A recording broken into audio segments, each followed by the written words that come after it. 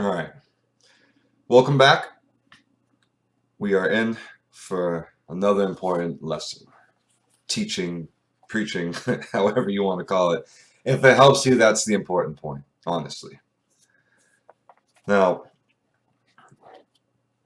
we talked about adversity, we talked about emotion, and we talked about desire. And this one, this one can like commiserate somewhat with the others, or not even kind of, I believe it does. We're going to get on the topic of virtue. Now, by definition, right, it's behavior showing high moral standards, right? But how it seems to be today, because everyone wants to do the right thing for clout on camera, that's virtue signaling. And by definition, the public expression of opinions or sentiments intended to demonstrate one's good character or social conscience or the moral correctness of one's position on a particular issue. So it's like, yeah, for a lot of people that are normally shitty, once when the camera starts rolling, it's like, oh no, I'm like really this guy. It's okay. But then again, it is kind of interesting to see in like social media if you follow certain people where certain things land with them. This is why you have to consider everything from every angle. Don't just listen to sound bites and take it as a whole like, oh yeah, because that 10-15 second clip I listened to this one guy or girl talk about it, they're awful, they're shitty. It's like, no, that's like 15 seconds out of a whole hour of a discussion. you know but we're going to start with virtue. Now, much of Stoicism involves stripping externals of illusion and gaining detachment from them. But of course, Stoicism has an affirmative side as well, which many would regard as its most central and important idea, the pursuit of virtue. And this is from Mr. Farnsworth again. Um, and simply put, with that, again, with Stoicism, we try to better ourselves each and every day, given life lessons, given certain things, random shit that just happens to fall on our lap. And okay, well, how do we deal with that? And we've discussed this over the different topics from before. Virtue is the natural result of an accurate use of reason. Reason is the distinct gift that sets humanity apart from animals, so the purpose of human life must be found there. It should cause us to accurately see our individual's insignificance, and from this we might infer our corresponding place in this world, which is to function faithfully as parts of a whole. So, with that, you want everyone wants to be a good person, but not a lot of people are willing to quote unquote look inward, right? To figure out what's keeping you from attaining that status for yourself, or from other people to see you that way if you so care about how they view you. Maybe you're trying to be an up and comer kind of star or something, and with that, yeah, you're definitely going to walk on eggshells every waking moment. You're not going to be able to speak freely, speak your mind, which everyone should.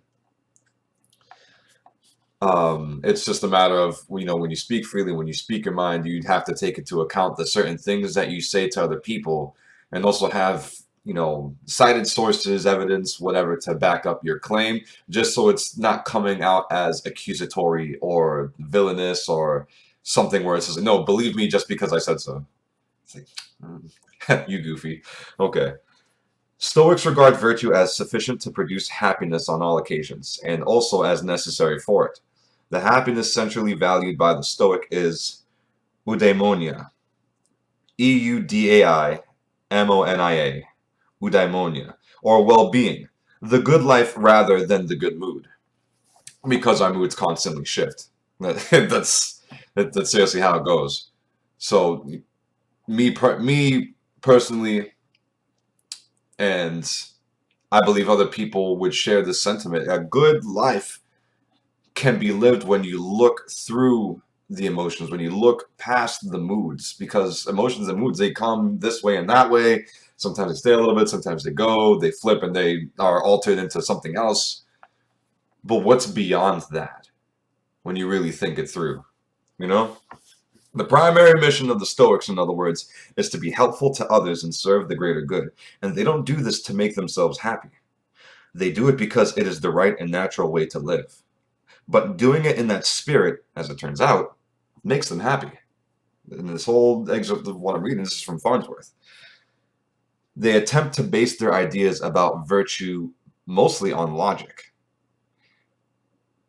They held that nature commands us to live in obedience to reason and designed us to gravitate towards virtue. I'll read that one more time. They held that nature commands us to live in obedience to reason and designed us to gravitate toward virtue. So when you get down to the nitty gritty of anything and everything, what is the reason? What is the reason? What is within our nature behind even that reason? Because, like it or not, when you look at certain things with reasons leading to an objective truth, well, yeah, you are in a way obedient to that because it's what is, not what could be, not what should be, what is. The Stoics' belief about the relationship between virtue and happiness contains a good deal of psychological insight.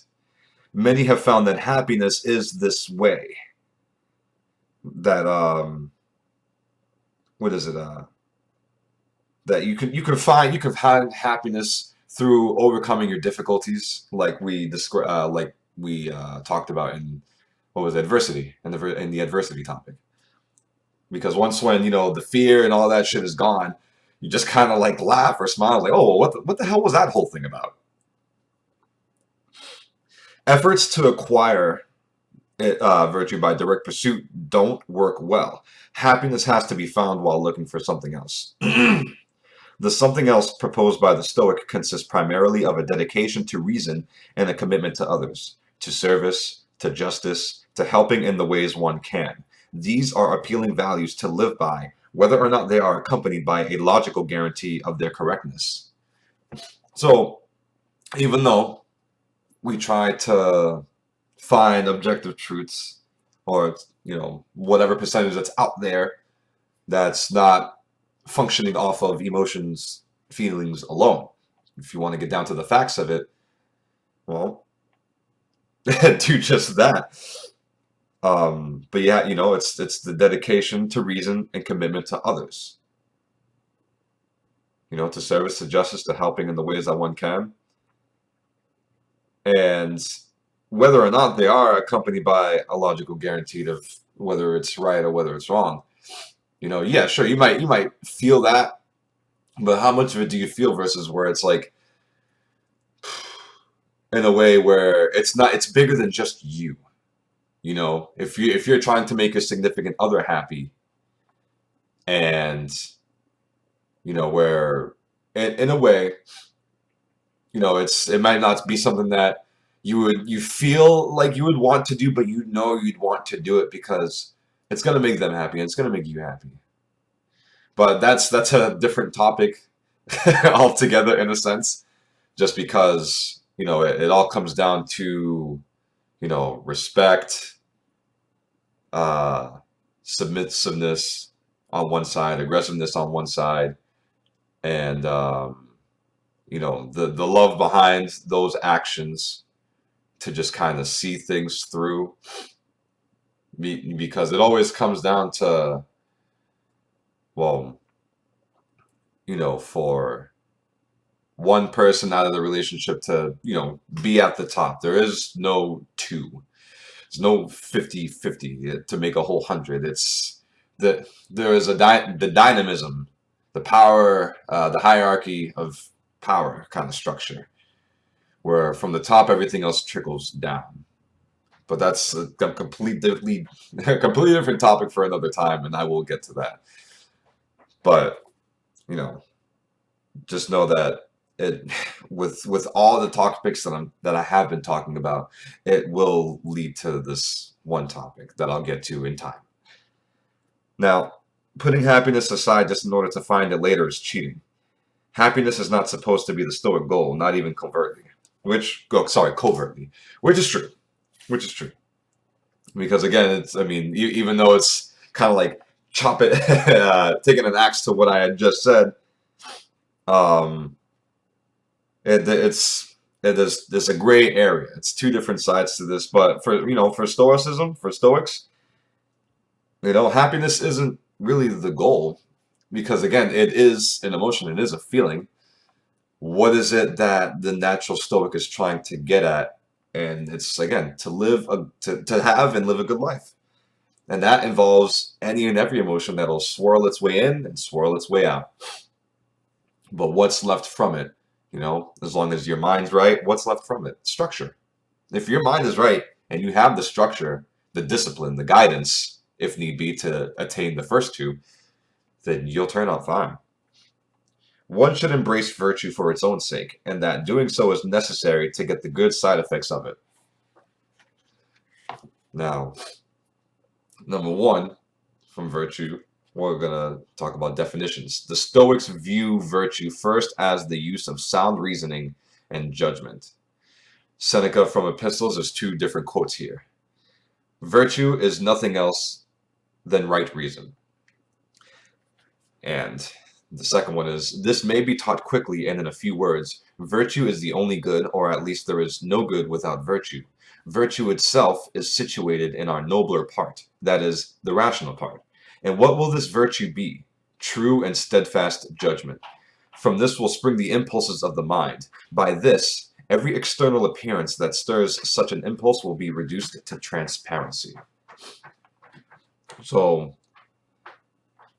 I mean, that's pretty like clear cut as he can make it. But even to unpack this, it's sensible to live a life with virtue, not so that you're waving the flag to, oh, I'm a good person, I'm a good person. No, fuck that. If you know within yourself that with everything that you do and say leads you to be a good person, have that be enough. If people find out about it, they will find out about it just by you being yourself, being within your nature on a day-to-day basis, and people will pay attention to that. And whether or not they like it, dislike it, respect it, or disrespect it, that's entirely on them. Because again, it's all what resides within you, and how you treat yourself, view yourself, is how you treat the world and how the world views you. Again, another quote from Seneca from his book Epistles. Bravery is a scorner of things which inspire fear. It looks down upon, challenges, and crushes the powers of terror and all that would drive our freedom under the yoke. Loyalty is the holiest good in the human heart. It is forced into betrayal by no constraint, and it is bribed by no rewards. Kindliness forbids you to be overbearing towards your associates, and it forbids you to be grasping. In words and in deeds and in feelings, it shows itself gentle and courteous to all men. Do quote-unquote liberal studies teach a man such character as this? No. No more than they teach simplicity, moderation, and self-restraint. Which I find this very interesting. Liberal studies, right? And a little bit of politicals will bleed into this, as it does everything, which I will do my best not to. But you have to understand that even back then, back in Robes days, eating grapes, just drinking wine and fucking around, half naked, whatever, doing your damn thing. That this guy, and I'm sure that he wasn't the only one to share this sentiment, that it's like when you start learning this shit, it goes beyond what you can learn from liberal studies. And that begs the question, if you aren't a liberal, how much good is it really doing for you and for your life that you feel like it's good, but is there more being sacrificed than what's being taken away? Like, sorry, is there more being sacrificed from you than what you can take away from it? You know, and to help you live a good life or to help you be a good person. I mean, let me set this clearly that you are not your politics. It might be an aspect, but when it comes down to it, it's like everyone's bigger than their political things or their racial things. Like each and every one is their own person. They're just powered by, cultures, political standings, and so on and so forth. Yeah, you might have a bit of power from that. It fuels you, but it shouldn't be you because maybe on one side, on the liberal side, they're not going to share, care, or even like think about your ideas that you have that's set apart from there that could be more so towards the conservative side, and vice versa. It's you have your takeaways from it.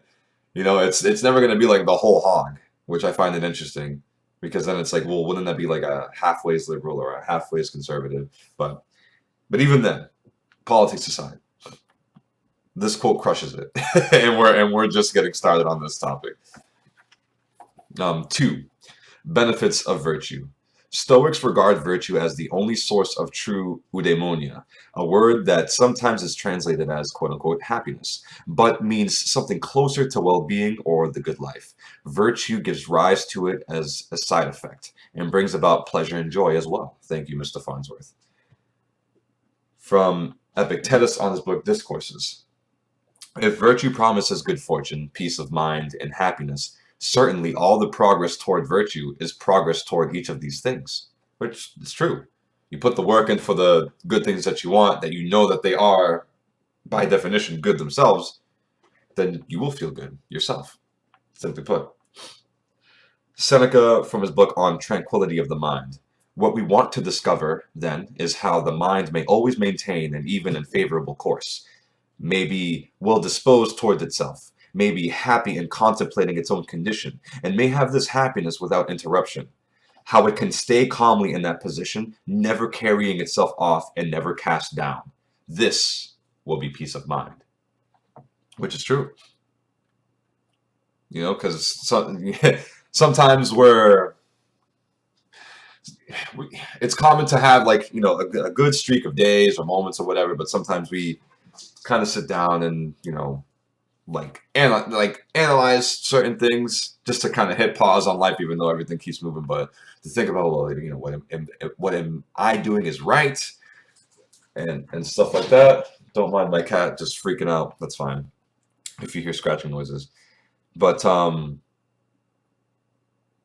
you sit there and you contemplate, and that's fine, just so long as you come out on top with the same thing in mind. Like, no, what I am doing is right, and it feels good, it's fulfilling, and I also get positive feedback from other people that see me doing this thing, that they are involved by a third party standard, not indirectly involved. Like they witness it, and it's like, you know what? All right, this person's on something. And you don't get any sort of negative slack from it. No. Because the goal towards a peace of mind can be simple, it can be complicated. But even out of both, you still have to put in work to achieve that. Because most of the times, the mind could be your greatest asset or your greatest enemy. And you need to know where you stand with that, because you are of your own sound mind, as you should be. So all that it comes down to is you got to do the work, for better or for the better, never for worse, for the better. Like it or not, it needs to be done. And you might have your support here and there, but it's kind of like, cheerleaders to a football team. The cheerleaders are not going to get out on the field and run a play. They're there for the support. The guys are getting all amped up, and not even just them, the audience. Yeah, the audience too. The onlookers, people in the bleachers or whatever. They're there to help support their team, but they can't make the plays and run the plays for them. Now, from Marcus Aurelius on his book Meditations, You know from experience how far you have wandered without finding the good life anywhere. Not in logic, not in wealth, not in fame, not in pleasure, nowhere. Where is it found then? In doing what human nature wishes. How is that done? By having principles that govern your impulses and actions. What principles? Those concerned with what is good and evil. That there is nothing good for man except what makes him just, moderate, brave, and free, and nothing evil except that which produces the opposite. Which, clean cut. I don't believe that I have to unpack this, but for the sake of what I'm doing, you know, um, your experience is found in your human nature, what it wishes for and what it does.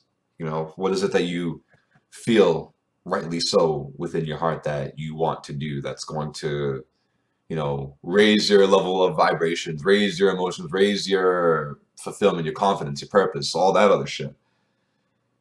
And by living, by having principles, by living within your own structure, it's what is needed. It separates us from the animals. Even though we ourselves are animals, we just think differently, which is kind of interesting because if you're a spiritual kind of person, that whole third eye shit, it's blocked up, but we could still think for the better. We still have that within us. It's still there. You just have to apply yourself, really. Especially if the structure that you have now is not producing favorable results. Well, okay, back to the drawing board. What went wrong? What can be better? That's it. It's not so much sitting with you're at fault for wasting this much time under this mindset or structure. No. Understand that that's where it was, but don't dwell on it because you're taking away from the time that it would take to produce something better in the long run. If this method ain't working, okay, what's the next one? We got to think it through for a little bit, then take it to action. Done. Seneca from his book On the Happy Life. Quote, unquote, but you too cultivate virtue, he replies. Quote, because you hope to gain some pleasure from it, end quote. First of all, even though virtue will assure pleasure, it is not on account of pleasure that virtue is pursued. It is not pleasure that it assures, but pleasure as well. Nor does virtue exert itself for pleasure, but its effort, though it aims at something else, achieves this too. Thus, pleasure is not the reward or cause of virtue, but the byproduct of it. So every time you want to go ahead and try to do a good thing, don't just focus on the rewards or the pleasure that's coming from it. It's the right, if when you feel it's the right thing, but don't do it because you're expecting something out of it. Always live righteously without expectations. You'll get to see that more shit just ends up falling on your lap. Universe works in its really mysterious ways. You can, whether you're a believer or not, it's true once when you start to apply, righteous virtue to that. Where, again, you're doing the right thing, this and that, or, you give someone something, or you do a favor for somebody, you're not even expecting a fucking thing back. It's just because you can and you wanted to. And there you go. Whether or not something comes back, it's fine. Like perfect example was what is it? Okay, I go ahead, provide a console for my best friend's, well, for my best friend's son, technically like my nephew, because that's how he looks at me. And down the line, didn't even expect it. I'm just like, yeah, all right, boom, here you go. He knows that, you got it for him, this and that. That's fine. Be the superhero parent. But I always believe in that. I love that. But then down the line, paid me back with a pricey console. I was like, what? And I wasn't even expecting it. I mean, I took it, sure. But I just wanted to do that for my own reasons, and I really didn't expect any sort of payback. Just to have it come down before the year was up, I was like, oh wow, all right, thanks. And that it felt really good. But again, that's just the byproduct of it, what I was doing. Now, 3, honesty. From Farnsworth, various Stoic virtues such as moderation have been examined in other parts of the book. We now consider some that have not, beginning with honesty, not just speaking the truth, but living without hiding anything, on openness of action. So, again, well, I'm a man of show me, don't tell me. I don't want to hear it, I want to see it. Everybody can talk, everybody talks, but how many people act? Especially act upon what it is that they're talking about. This is just one of the many processes that I involve when it comes to vetting certain people. I am the company that I keep, and so that's why I keep a very short number of people around. Not because I'm just an untrusting person. No, I trust openly. I just go ahead and see what you do with that, and also I see how you act and what you say. Some people say something, they say one thing, they act or respond differently. It happens, but I pay attention to it because it's one thing to speak honestly, but what is it to act honestly? And where do you see that? You know, and I believe that you see that with people that are true to themselves and true to their intentions, whether or not morally speaking it's good or bad. They still remain true to their intentions. Again, going back to Thanos, Space California Raisin.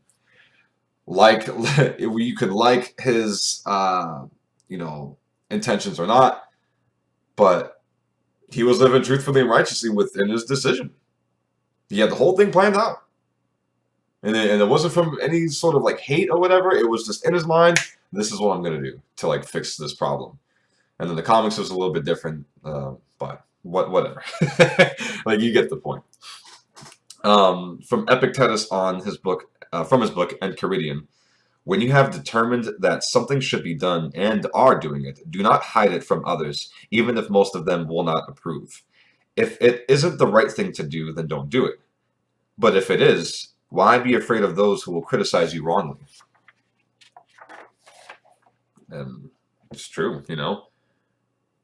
Um, and this is something that a lot of people that I've noticed they just keep their heads down. They'll tell me in the background of what it is they believe in, this and that. It's like, oh well, I feel like I can talk about it. You got to be careful with what you say. And why? Why? Everyone else isn't exactly too careful. I mean, they are, but they aren't. It's a weird divide, But it's all about like if you say something that goes against a certain narrative or agenda, then it's most likely like, oh, well, you'll be ostracized for it or canceled or whatever, this and that. Okay. You doing that towards what it is that I'm saying, even though in no way, shape, or form is it aggressive towards your narrative, it's just a counter statement, a counter attack. Well, maybe not counter attack, but definitely a counter statement towards what the narrative is and what other people are believing it to be, this and that. And their initial thing was, oh, well, this makes me feel bad, so you're a bad person. That's it. That's it. Like, you're not gonna think anywhere through that. No, I don't have to. Okay, you don't have to. That's fine. I don't have to either. But this is why you get to do what you do. I get to do what I do. And or say what you say what I say.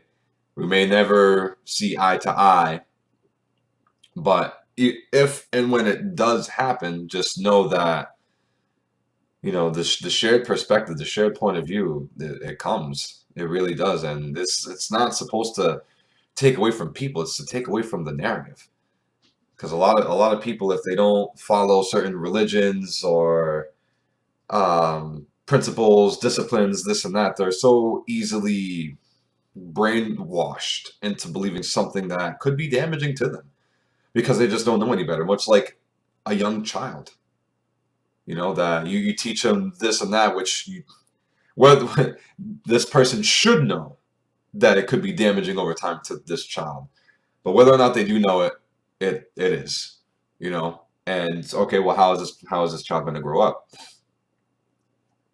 And oh man, it's nuts. It's a rabbit hole, you know. But but seriously, if it isn't the right thing to do, then don't do it. But if it is, why be afraid of those who will criticize you wrongly? This is huge for what's going on right now in the world. Huge, with all these different narratives, these lies being sold to men and women. It's huge, man. People will criticize you no matter what it is that you do. So you got to ask yourself, what's worse? For criticizing you for something that you haven't done, that you just kind of chilling, and all of a sudden like, oh, this piece of shit right here, it's like, bro, I've been here, I haven't done anything. Or from, you get the same thing, but from you standing up for what you believe in. Because if you don't stand up for one thing, you can fall for anything, and you see that everywhere. Because no one wants to be looked at as a bad person. Fuck. Haven't any of y'all heard of an anti-hero? You know what I mean? Like, take a look at Black Adam. Even Batman sometimes in certain arcs, or Red Hood, or what other anti-heroes are there? Um, Maybe even, what is it? Maybe Bruce Willis from Die Hard. Even James Bond's in some of the movies, where it's like, you're not on the side of the heroes, you're not on the side of the villains, you're on your own side. You're like smack dab in the middle between them, and there's this tug of war where it's like, no, be good, no, be bad. It's like, no, I just want to like just be me. That's it. I'll figure this shit out, with or without you. And you could be faced with a lot of horseshit, but you know what? If you still stand true and stand strong for that one thing that you believe in, that's not even close to that's close to residing to the good side or the bad side. It's just your side. Then I gotta tell you, man, that's some righteous shit, 100%. And most likely, because there are billions of people on this rock, you are not alone with that sentiment. Even if you do feel like, what is it, like 7 to 10 billion people here or something, maybe even more than that. But like, just know that other people will share your sentiment. You are not alone in this world. From Seneca on Epistles, count yourself really happy when you are able to live in public, when your walls protect rather than hide you. For the most part, we regard our walls as around us, not so that we may live more safely, but so that we may sin more privately. I'll tell you a fact by which you can judge our conduct. You will scarcely find anyone who could live with his door open. It's very true, dude. This Seneca guy this is why he's my favorite. Seriously. But it's true. It's again, when it comes to virtue signaling, the people that want to be good on camera, well, how are they when they're off camera? It's a completely different world when the lens cap is covered, when the camcorder's turned off. It's crazy, man. Because it's always different. How you see someone out in public versus how they are at home. You get to see their true colors when they are at home, and this is even within the dating realm. You know what I mean? Like, the going past the honeymoon phase, the first 3 months. And if they figure you out wholly, or if they feel like they got you, then after the third month, something fucking clicks, and the more time y'all are spent with each other behind these closed doors, you get to see true colors. Especially after the first year, and let's say, first year in, oh, we moved in together. It's like, okay, well, I hope I don't have to put a timer on this. Seriously. So this is another Stoic from his time in the late 1500s, Montaigne, from his book Of Repentance. It is a rare life that maintains its good order, even in private. Everyone can play his role and act the honest man on the stage, but to be well managed within, in his own breast, where everything is allowed and where everything is hidden, that is the point. The next closest thing is to be this way in your house, in your ordinary behavior, for which you are accountable to no one, and where there is nothing studied or artificial. Same thing, just different time period. And from the late 1500s to now. And this is why I love Stoicism, because human behavior, it's been like this through many different eras, many different eons, many different centuries. It's been the same thing throughout. And from 1580 to 2022, has the human behavior changed? Fucking crazy. Another one from Montaigne from his book Upon Some Verses of Virgil. I have enjoyed myself to dare to say all that I dare to do. I am displeased even to have thoughts that I would not publish. The worst of my actions and qualities do not seem to me as vile as the vile cowardice of not daring to own them. Perfect. Do what you say. Live righteously within your words by acting on them. Because again, what's worse than being criticized for something that you haven't even done, than something that you have done? It's like, well, I kind of saw this coming anyways, so whatever. Rather than just you had no true play with it and you still get accused, chastised, whatever, and like, bro, what the fuck? you know? And again, believe and stand for, for that one thing for yourself, or one big belief that can have subsects into it. Because if you don't, you will fall for anything. It rings true, no matter who you are. Number 4, consistency. The Stoics had a test for virtue, and perhaps a shortcut to it, and that's consistency. True consistency would mean always thinking the same thing is right and never deviating from it. It also would mean acting and thinking the same way in all settings, in public, at home, and alone. Never phony. For phoniness may accurately enough be described not only as dishonesty, but as a form of inconsistency. Thank you, Ward Farnsworth. I don't have to unpack that. That's as clear cut as it can get. From Seneca on his book Epistles, to abandon the old definitions of wisdom and use one that covers the whole range of human life. I can be content with this. What is wisdom? To always want the same things and reject the same things. No need to add that little qualification, quote, so long as what you want is right, end quote. Since one could not always be pleased with the same thing if it were not right. Okay, so I will unpack this. So to always want the same things and reject the same things, because your standing could change on it over time, depending on what it is that you've experienced in your life. To where one lifestyle is bad until you got to see how it was better for you than from someone else that told you it was bad, or whoever you learned it from that was bad. Or maybe you tried living that way and it was bad at first, you switch to another way, somehow worse off, and you go back to the first way. It's like, you know what? Yeah, made sense. Because from wisdom comes experience. You cannot have wisdom if you haven't experienced. That's it. Because otherwise it's just kind of like, well, I read it from this book, so I'm smart. No, not exactly true. You could read as much as you fucking want. And that's one thing, which perpetuated wisdom, sure. But actual wisdom that you get from yourself within your own experiences, because I could read you everything, every quote from a Stoic, and it could ring true for you, right? But you haven't gone, but whether you have or have, sorry, you may have not have gone through it when, maybe you should. And with that, it's the trial by fire thing. I could run through all of these topics for months, and you may have not even gone through the stuff that I'm covering about. If you did, I mean, bravo. But just know that with perpetuated wisdom, I cannot prevent you from experiencing moments in your life that come with trial by fire. Because when it comes to those certain points, critical thinking is now involved.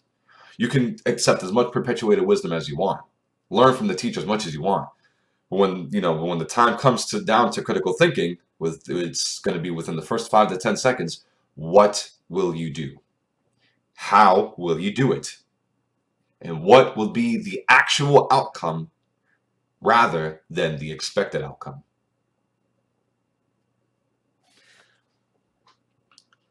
From Seneca from Epistles again. This is how a foolish mind is most clearly shown. It appears now as one thing, now as another. And worst of all, in my opinion, it does not appear as itself.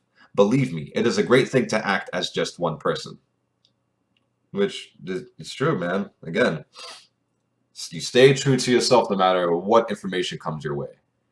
From any sort of social media, soundbite, person, what have you. Listen to what they say, sure.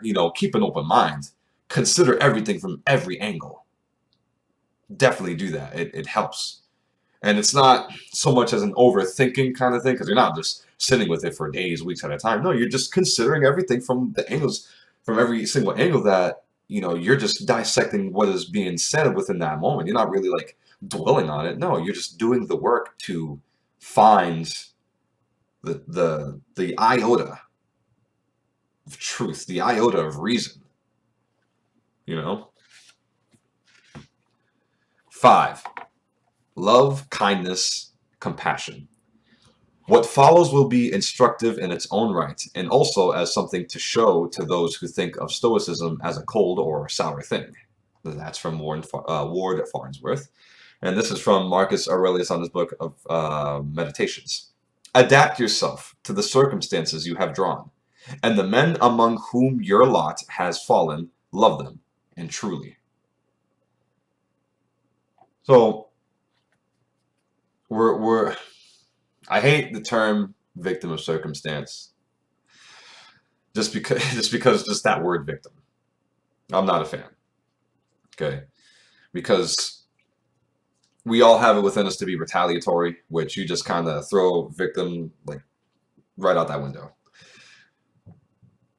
And and you always adapt. Every day we always adapt to something.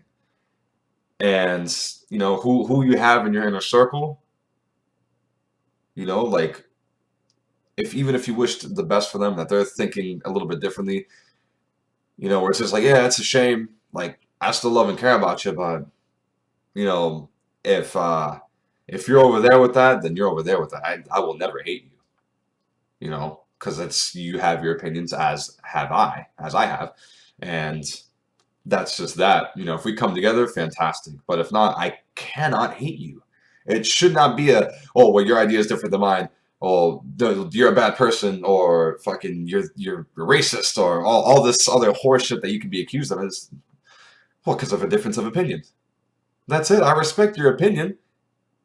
I may disagree with it, but that doesn't mean that I don't respect your opinion. You know what I'm saying? It's because everyone's thought up of their own things, or maybe they just kind of took it from somebody else. They might not have stats to back it up, whatever. But hey, this is having you live your life on your own path. Fine. Me being disagreeable should not have you try to have you force me to agree with your thing. Like, no, I'm not. The most that I'll do is just provide a different perspective on it. You still don't want to take it. Fine. Now, before I go off, Marcus Aurelius from his book Meditations. Kindness is invincible if it is genuine and not insincere or put on as an act. And it's true. Have you? And this is I have this question. Have you ever met someone's like anger with kindness? Have you ever done that?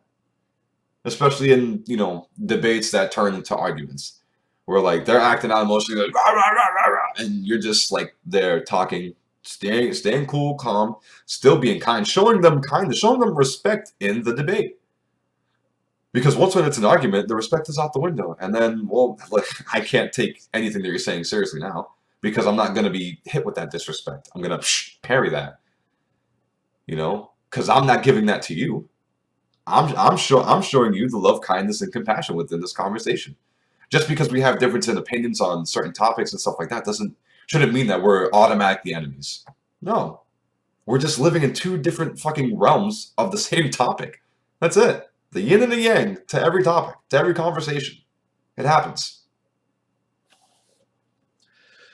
Seneca from his book On Anger. Our common life is founded on kindness and harmony. It is bound in a compact of mutual assistance, not by fear, but by love of one another. which I don't even have to unpack that. Seneca from his book on epistles. Treat your inferiors as you would be treated by your betters. That's fucking huge. Fucking huge. This I love this guy. so, so with Seneca, right? With this one, this is the sentence. Treat your inferiors as you would be treated by your betters. If you know that someone's doing worse off than you, how would you treat them firsthand? Or would you even pay attention to their existence? You know, and and this is something that I would use to vet people. Right? You always have to vet people. You want to be the company that you keep, or especially someone that you want to be with. See how they act in front of someone that will not offer them that they know will not offer them anything. See how they act towards that person, and you'll see you'll find your man that way, and you'll find your woman that way. See how they act in front of someone that cannot offer them anything. See how that works. Like definitely do a field study of that if you're out there in the dating market or whatever have you, or even if you are with someone. Not to say like because it is leave them. No, just take a look and see. Because I'm sure whoever that you're with, you still love them dearly. You ain't going anywhere. That's fine. But just for shits and giggles, try it out. Seneca from his book Epistles. Keep an eye on one man to avoid being hurt, on another to avoid hurting him. Rejoice in the happiness of all, and sympathize with them in their misfortunes. Remember what you should take upon yourself and what you should guard against. So, yeah, just literally that. It's kind of clean cut. But I also want to cycle back. I apologize with the other sentence. Now, with that person treating someone that knows that they can't offer them something, well, how would they converse or interact with someone that is much better than them? It's always with respect, right? And so with the person that's inferior, well, why shouldn't they have your respect if maybe they're not making as much money, or I mean, if the person doesn't respect themselves, that's one thing. But if they do and they're just kind of like happy with being on the low point, okay. Because I've got to see people like that. They live on the low point, and they still have their self-respect on high. Because just because you have self-respect doesn't mean that you should always strive to be better. Sometimes for other people, it's just living within what they have and having that be good enough, because they're not gonna bend the knee to anyone. Even still, it's not that their bank account has to be better than someone else's. Like, no, it's just how they live within themselves and how they treat themselves. They are able to live righteously even when they have less than half of what you got. So now let's get on back. Seneca from his book On Anger. So long as we draw breath, so long as we live among humans, let us cherish humanity. Let us not cause fear to anyone, nor danger. Let us rise above losses, outrages, conflicts, and taunts. Let us bear our short-lived ills with magnanimity. And it's true, man. Love thy neighbor. Love everybody. Seriously. Like it's in our nature to do that. Sure, we can destroy, but isn't that like the complete opposite of being able to create and to love? When you create, you love. You don't create to destroy.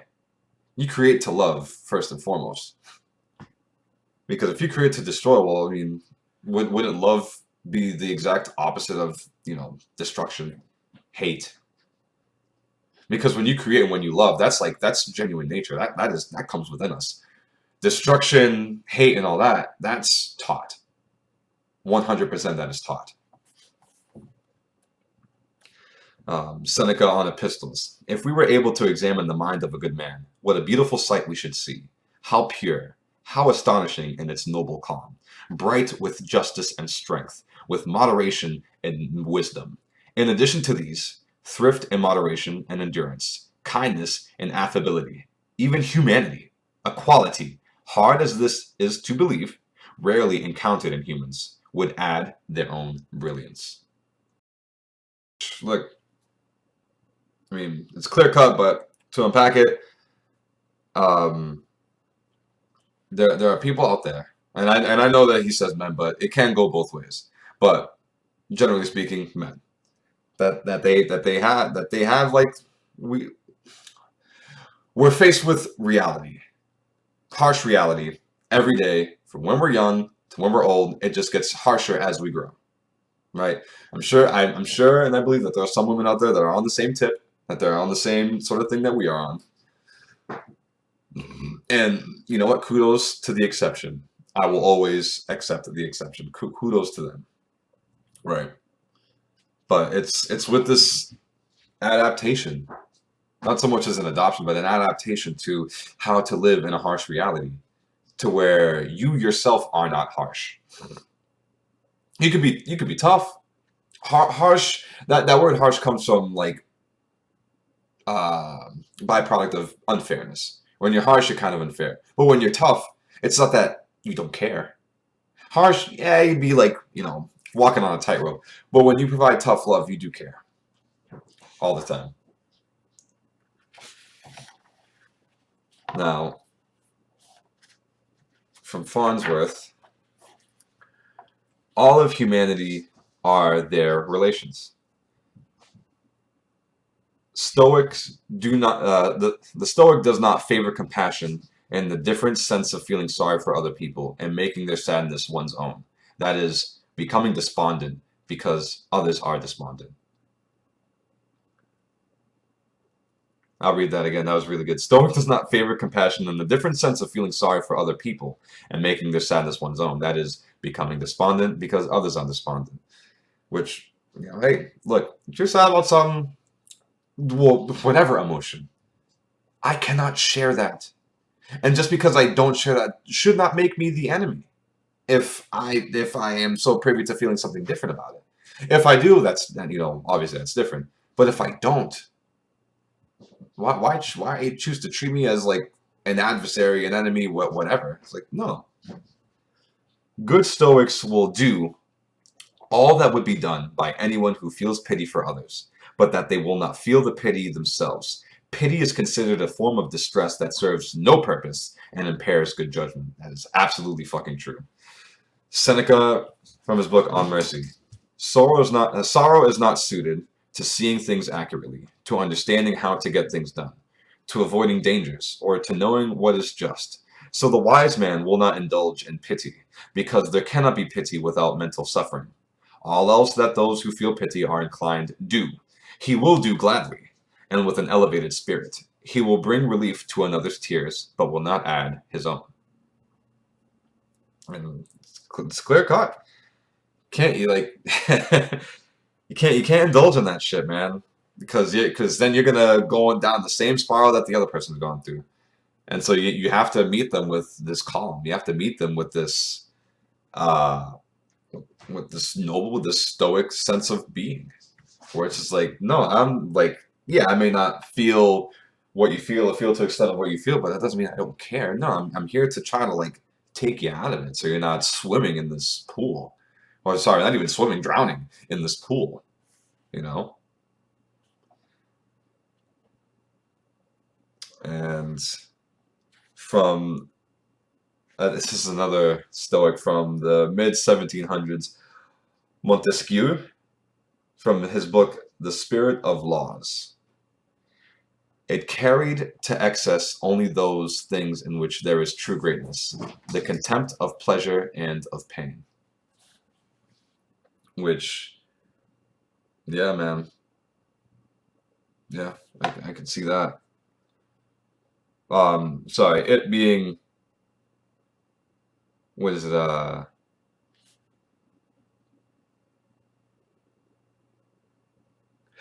it carried to excess only those in which there is true greatness, the contempt of pleasure, pain. Well, yeah, man, it's when it comes to this, you know, you don't. People are always in contempt of pleasure, pain, right? People always run from pleasure to get to pain. I mean, sorry, had that mixed up. They run from pain to get to pleasure, all the time, because that's just how we live. No one wants to live in that pain, and even if they do, by choice, well, what is it that they're really choosing for themselves? You know, and it's from that sorrow, man.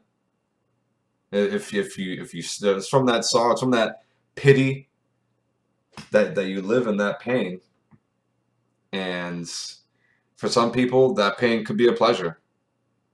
And man, that's kind of fucked up, but it does happen out there. For six, interdependence and service. The Stoic regards human lives as interdependent and finds in this a source of duty, affection, and solace. That is from Mr. Ward Farnsworth. And the meaning of interdependence is the dependence of two or more people or things on each other. I'll say that one more time. The dependence of two or more people of things on each other. Now, from Seneca on Epistles, nor can anyone live happily who has only himself in view, who turns everything to his own advantage. You ought to live for the other fellow if you want to live for yourself. So, look, I always believe in, living for yourself, living for you, but the world is always going to be bigger than you, even if you make up your own world to live in. And, to live for others, in a sense, helps bring everyone else up, so that you're not walking in there behind you. No, you're walking shoulder to shoulder. And that's how I believe it, how it should be, where chieftain in the village, even though there's a hierarchy of power, and everyone is on the same wavelength as the chieftain. They're all, we're all working together towards this common goal. Now, from Epictetus on Discourses. What are you? A man. If you look at yourself in isolation, it is natural to live to old age, to be rich, to be healthy. But if you look at yourself as one person and as part of a given whole, for the sake of the whole, your turn may come to be sick, or to run risks on a sea voyage, or to be in need, perhaps to be put to death. So, yeah, take a good hard look at yourself and how you're living. Because, again, you are just one person, right? And as he says, for the sake of the whole, your turn away may come to be sick, or to run risks on a sea voyage, or to be in need, perhaps to be put to death. This just you, wholly you yourself within your life, and that's fine. Live for yourself, live holy, live righteously. But when it comes to that interdependence, when it counts the most, because we as humans are supposed to be living in union with each other, not against each other, like firmly just splitting apart further and further and further away. That's not unionizing at all. And that's why I get on these topics when it comes to relationships, because I believe that we're in this era of this battle of the sexes, men better than women, women better than men. Look, we each have our roles to play. That adds to a dynamic of a union between two people. And from that, it trickles down to, if you wanted to have kids, to them. If you have pets, to them. And, and to your people around you, like if you have not shared friends, but friends that the two of you have made. Not just, oh, my friends are your friends, or your friends are my friends. No, because damn well you made those friends without that person being in their life. Well, sorry, being in your life. See what that does, because you don't want to be with someone where it's like the two of you cannot make friends with other people together, or rather, sorry, let me take that back. You don't want to be in a relationship with someone where only one is making friends with someone and the other one's just kind of like, well, I like this person, but this person, I don't know why they're with them. But, I'll call this person out if I want to hang out. I don't really want to hang out at their house. Just like simply that, From Seneca, from his book On Leisure. Epicurus says, quote, "The sage will not engage in public affairs unless he must," end quote. Zeno, one of the oldest Stoics out there, says, quote, "The sage will engage in public affairs unless he cannot," end quote. And Farnsworth touches on this. What is meant by, quote, "public affairs," end quote? Not just politics, but helping others on whatever scale is available, large or small. Just as long as you can, handle it. You know what I mean? Because if it's bigger than what you naturally can do, well, that's how you say. That's how you have people say, "Well, you know what? This is not our fight," respectfully, and that's that. Seneca, from his book On Leisure. It is, of course, required of a man that he should benefit his fellow men, many if he can, if not a few. If not a few, those who are nearest. If not these, himself. For when he renders himself useful to others, he engages in public affairs. And in a sense, this is kind of what I do. Whether it's on these social media platforms, whether at work, everyday people that I talk to, just to get a pin on how things are in certain spots in the world. Which, I mean, where I'm at, it's a certain spot, sure, but I have different certain spots in the state. Um, I try to bring what I can to the benefit of other people. Doesn't even have to just be men, just to other people, just to see if it resonates with them and it clicks. And I've been able to help, a good few. And then this is with me even helping myself, because I believe if you can't help yourself, how can you help other people truly? You have to live righteously within yourself, within your means, within your belief system, before you can even go out there and start putting words on people, to have this imprint on people, in a sense, you know. From Epictetus, from his book Discourses. When asked what country you are from, do not say, quote, "I am Athenian," end quote, or, quote, "I am from Corinth," end quote. Say, like Socrates, quote, "I am a citizen of the world," end quote. Which is true. Again, it's like I was saying, yeah, you are not your politics. You are not your culture. You are not your race. Again, it will bleed into you, sure, because of certain things that resonate with you in your mind and stuff like that. But take all of that stuff away. Who are you? Socrates would say a citizen of the world. Others would say a human being.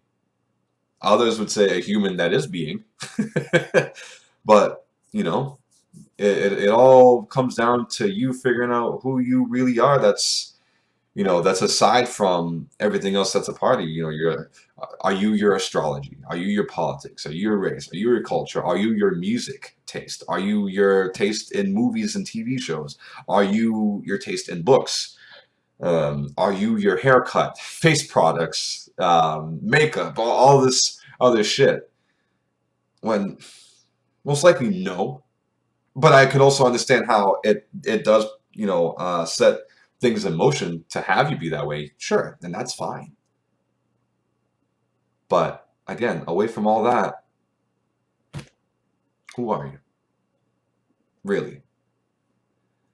And I understand that it isn't something that a lot of people think about, or rather would want to think about, and that's fine. But give yourself some time to think about it. But with that, it's another lesson dropped on a Sunday. Thank you all for joining me, and hope you have a great start of your week. Be strong, be righteous, be knowing. Much love and blessings to y'all. Take care.